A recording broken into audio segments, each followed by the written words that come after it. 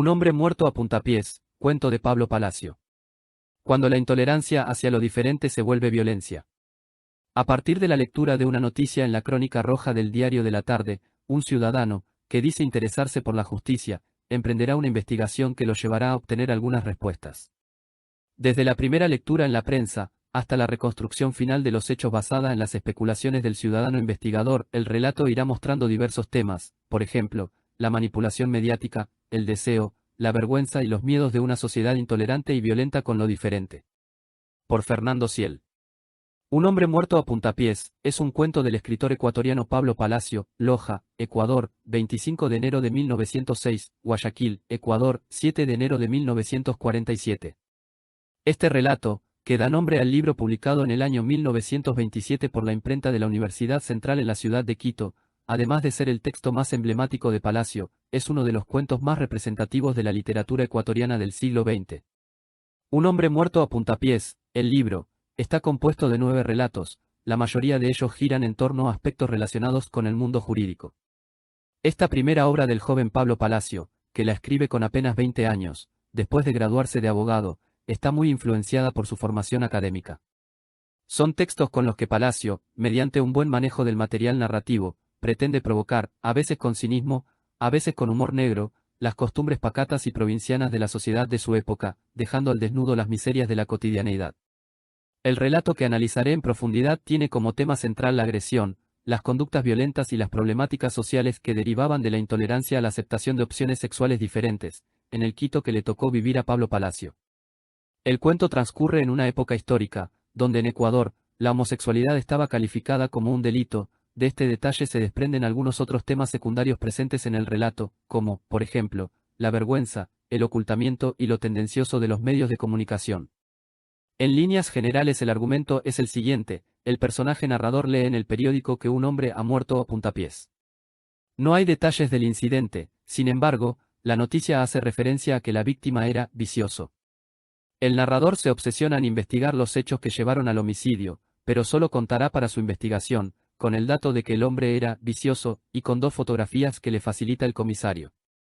La investigación comienza por establecer cuál era el vicio que llevó a Octavio Ramírez, el hombre muerto a puntapiés, a ese trágico fin. Al final, el narrador personaje, después de considerar el método investigativo que utilizaría, especula y se deja llevar por la imaginación, concluyendo que Octavio Ramírez era homosexual y que el padre de un joven quiteño lo había matado de esa manera, porque Ramírez había acosado a su hijo de 14 años. Internamente, podríamos dividir el relato en 8 pequeños momentos, donde cada uno de ellos tiene un centro de interés específico del cual se ocupa. 1. Información de la crónica roja del Diario de la Tarde. 2. Decisión de investigar. 3. Metodología a utilizar en la investigación. 4. El vicio. 5. Las fotografías. 6. El estudio investigativo. 7. Conclusiones a las que llega el personaje narrador. 8. La reconstrucción de los hechos sucedidos. El cuento comienza con la reproducción de una noticia periodística. El narrador personaje nos muestra a los lectores la noticia tal cual él la leyó en la crónica roja del Diario de la Tarde, para que seamos testigos del material sobre el cual investigará más adelante en el relato. Esto hace que este primer momento de la estructura interna sea el único que esté narrado en tercera persona, porque la voz es la reproducción de la del periódico. Por ejemplo, procuraremos tener a nuestros lectores al corriente de cuanto se sepa a propósito de este misterioso hecho. Los hechos contados en la noticia son anteriores al desarrollo de la acción del relato, ya que el narrador personaje lee la noticia el día después. La crónica roja comienza con la palabra anoche y en el segundo párrafo se dice esta mañana. El informe en concreto hace referencia a las declaraciones de Ramírez, quien dijo haber sido víctima de una golpiza por parte de unos individuos, después de haberles pedido un cigarrillo. El incidente tuvo lugar entre las calles Escobedo y García y luego se condujo al herido a la policía. En el segundo párrafo de este primer momento, donde ya se habla de un Ramírez difunto, se encuentra el enunciado más importante del relato, ya que de la lectura del mismo es que el personaje narrador comenzará la investigación. Lo único que pudo saberse, por un dato accidental, es que el difunto era vicioso. El interés del narrador personaje en esclarecer los hechos se ve en el seguimiento que hace de la prensa en busca de información de la noticia. No decide comenzar la investigación inmediatamente, sino cuando ya han pasado 10 días de los acontecimientos. A partir de este segundo momento, el tiempo de la acción del relato va a coincidir con el de la narración. Se pasa a utilizar definitivamente la primera persona del singular. Quien toma la voz narrativa es el personaje narrador. Un narrador homodiegético cuenta la historia desde dentro, y también autodiegético, es un personaje. Se propone averiguar, desde su casa, las razones que movieron a unos individuos a atacar a otro a puntapiés. El hecho de que ría a satisfacción y que le parezca graciosa la muerte de una persona en esas circunstancias, es muestra de que este personaje narrador presenta una complejidad psicológica bastante particular.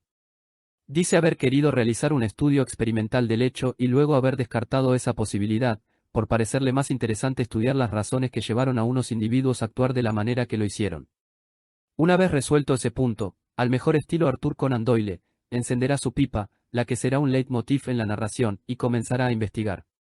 Así pasamos al tercer momento de la estructura interna del relato, que se centrará en la metodología a utilizar en la investigación. El personaje narrador se inclina por el método inductivo, que parte de lo menos conocido a lo más conocido, porque en realidad conoce poco del hecho a investigar, como para comenzar a deducir. Decidido a investigar, incluso con la metodología elegida, el personaje narrador se queda por un momento paralizado sin saber qué hacer. En la relectura del diario de la tarde, del día 13 de enero, reparará en el dato fundamental. Lo único que pudo saberse, por un dato accidental, es que el difunto era vicioso. La interpretación de este dato, que al final de este cuarto momento el personaje investigador ya parece haber resuelto de forma intuitiva, es la que desencadenará las acciones siguientes de la narración. El quinto momento de la estructura interna está centrado en la búsqueda de la verdad y es aquí donde aparecen las dos fotografías, que serán, junto al dato de que Ramírez era vicioso, los únicos elementos con que contará el personaje narrador para llevar adelante la investigación. Hay un cambio de escenario. La acción transcurre en la comisaría sexta, pero el comisario, aparte de facilitar las fotos, no ayuda demasiado con la investigación, porque no da respuestas concretas sobre las características del difunto. En el sexto momento asistimos a un nuevo cambio de escenario. La acción regresa a la casa del personaje narrador. Allí, este se encerrará en el estudio, volverá a encender la pipa y se centrará en el análisis de las fotografías. A partir del repaso reiterado de las dos imágenes, realiza un dibujo del difunto Ramírez que tiene características femeninas, y es a partir de ahí, que confirma cuál era el vicio de Ramírez. Esto lo lleva a ensañarse con el difunto, lo que vuelve a mostrar la complejidad psicológica de este personaje. Este momento se cierra con las palabras del protagonista, repitiendo la interrogante central de la investigación. Yo trataba de saber por qué lo mataron. Sí, por qué lo mataron. Inmediatamente después de que el personaje narrador se repita esa interrogante, el relato da un viraje un tanto radical y asistimos a las conclusiones a las que llega, que serán el centro de interés del séptimo momento. Está convencido de que Ramírez mintió, porque es ilógico que a alguien lo agredan de esa forma por el simple hecho de pedir un cigarrillo. Ramírez seguramente había mentido porque no podía decir la verdad y esto seguramente estaba relacionado con su vicio. A partir de esa certeza, el personaje narrador se irá planteando y desechando diferentes suposiciones. Luego, a partir de algunos elementos verdaderos y otros posibles, va a reconstruir la personalidad de Ramírez. En el octavo y último momento de la estructura interna, que se centra en la reconstrucción de los hechos sucedidos, se retoma nuevamente el tono periodístico del comienzo de la narración, con la diferencia de que los datos que se manejan en este momento son supuestos. El personaje narrador hace referencia al lugar donde vivía Ramírez, luego nos lo muestra deseoso, necesitado, alterado por sus pasiones, hasta que llega al lugar donde sucederá el ataque. Ramírez, víctima de esa necesidad, después de coquetear con algunos hombres con los que se cruza fortuitamente, busca satisfacer sus deseos con un joven de 14 años. Este, al sentirse tomado por Ramírez, grita buscando la ayuda de su padre, y es cuando vuelve a aparecer un obrero de grandes dimensiones, que el narrador personaje se había tomado el trabajo de describir, haciendo notar los tacos anchos de sus zapatos.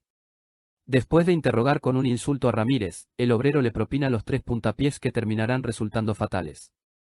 La psicología compleja del personaje narrador, que cuando leyó la noticia le pareció graciosa, que se ensañó con Ramírez cuando descubrió cuál era su vicio, se pone en este último momento del lado del agresor y disfruta del cruel ataque, que a la postre, lleva a la muerte de Octavio Ramírez.